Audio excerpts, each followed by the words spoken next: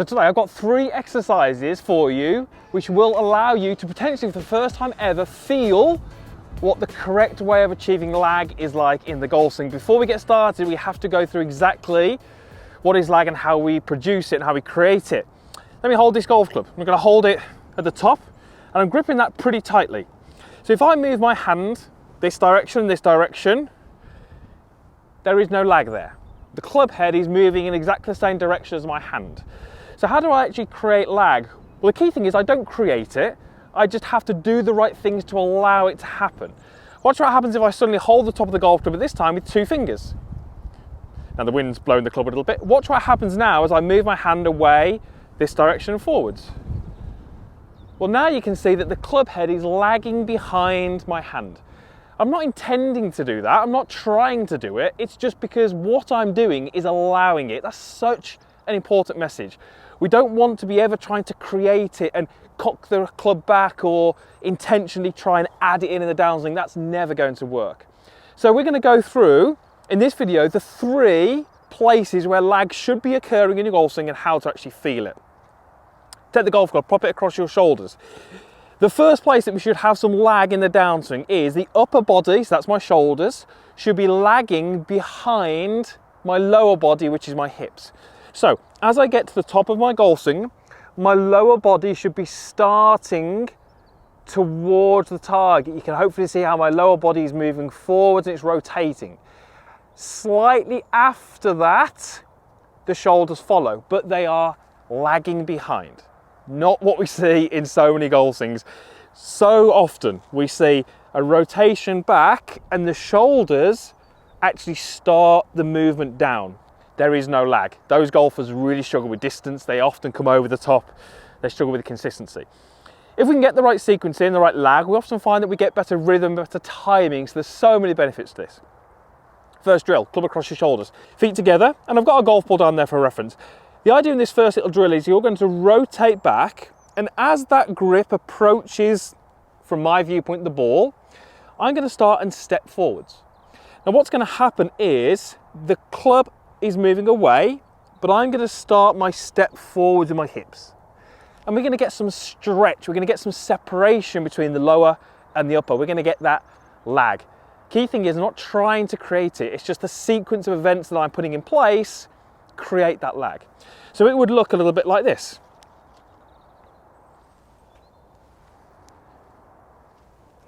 Okay, and I can tell you, even that little exercise, I feel a little bit more of a stretch across my body because my shoulders are turning one way and my lower body is starting to move in a different direction. We're creating that stretch or that lag.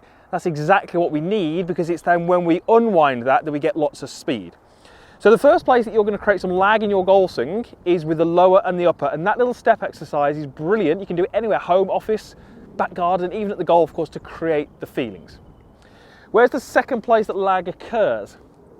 Well, the second place that lag occurs is between the upper body, so again my chest and my shoulders, and my arm. I'm going to make this slightly exaggerated, but I want you to watch this. As we get to the top, we know that the lower body starts, but then the upper body is second. Watch what happens to my arm as I do that. My upper body starts and my arm stays in place. It's lagging behind. So it actually gets pulled into my chest a little bit. Hopefully you can see that there. Now very quickly after that, the arm starts to accelerate off the chest, but it's that lag that's so important. Watch what's happening as I do this. I get to here, my shoulders start, but my arm stays in place. My hand and my arm move more across my chest. You can see my arm being squeezed into my chest as I do this. Again, what we do will allow this to happen, not intentionally. So often what we see is a lack of rotation early on in the backswing. When we see a lack of rotation, the arms do all of the work. When the arms do all the work, that lead arm gets pulled into the chest very early. So when we get to the top, it's got nowhere to go. We can't create any lag because it's already across the chest. What happens then? We start to throw the club away. We start to move in the poor order, in the poor sequence, really struggle. So in order for you to feel the correct lag in this transition with the arm and the chest, you're going to do a very simple little exercise. You're going to take your lead arm, place it down exactly where a golf club would be, and you're going to place finger on the bicep, thumb on your chest, and you're going to reference the distance that your arm is from your body. What we don't want is we don't want early in the golf swing that arm to be moving across the chest. That's going to make it very difficult to get the right sequence in. What we do want is the rotation to come from the body. Notice how that distance is staying the same. My finger and my thumb are still in contact with my body as they were at the start. Once I can make this movement, I've now got some room where the arm can go across the chest. So I'm going to make this movement, and as I feel like my arm gets to around about this area here, I'm going to start to turn my upper body towards the target. And what we should get is we should get that arm lagging behind. And again, you can see that there. To give yourself a little bit more of a feel for that, just add in a golf club. Adding in a golf club just adds a little bit of weight, and it means that that arm is going to work across the chest a little bit more. So same process, back, and again, you can see how my arm gets pulled into my chest, squeezing that logo that you can see there. Again, I'm not trying to do that. I'm just creating a movement and the right sequence so that as I transition, it happens naturally. So important. I know I've stressed it a few times, but it is really important that we do it in that way. So the arm lagging across the chest is the second place that we should have lag in the golf swing. What's the third place? Well, the third place is the club head and the hands. What we are looking for in the transition is we want the hands to be moving downwards towards the golf ball, but the club head still moving away. So we start to increase or decrease, depending on how you look at it, this angle here. We start to go from wider to narrow. We have to have the wrists in the right state. We have to have them fluid in order for us to do this. Now, for you to feel this little exercise, we're going to have no wrist set in the backswing, lots of wrist set in transition. So what would that look like? Well, we're going to go back and we're going to feel like I point the club shaft directly up towards the sky. You can see that there. But as I transition from backswing to downswing, I'm going to let that club head rehinge.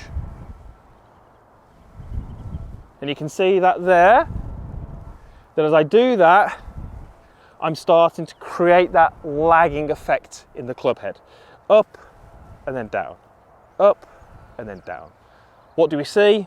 We see this movement where the arm goes across the chest, the wrist set, and then we get this. That's almost like what I just did, but in reverse. So, 3 little exercises there which are going to allow you to feel lag between the lower and upper, lag between the upper and the arm, and lag between the hands and the club head. Those are the 3 places that lag occurs, where it should occur, and how you're going to improve your timing, your tempo, and your sequencing. I'm going to try and hit a shot. This will not be the best shot I've ever hit, and I'm not going to intentionally try and hit this particularly far, but we should be able to do all the right things.